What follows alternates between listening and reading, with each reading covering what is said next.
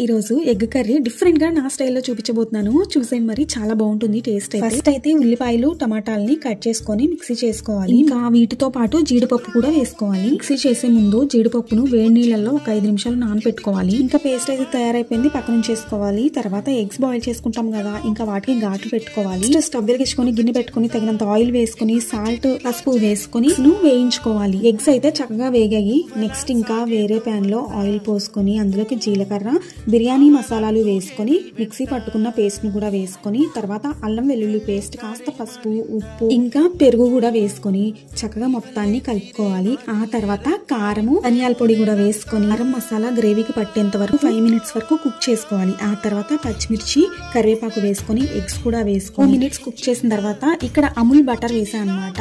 ఇది extra flavour తీసుకొస్తుంది. Final గా కొత్తిమీర వేసి స్టవ్ ఆఫ్ చేసేసుకుంటే అంతే, అయిపోయింది. ఎమ్మీ టేస్ట్ కాజు ఎగ్ కర్రీ రెడీ. బాయ్.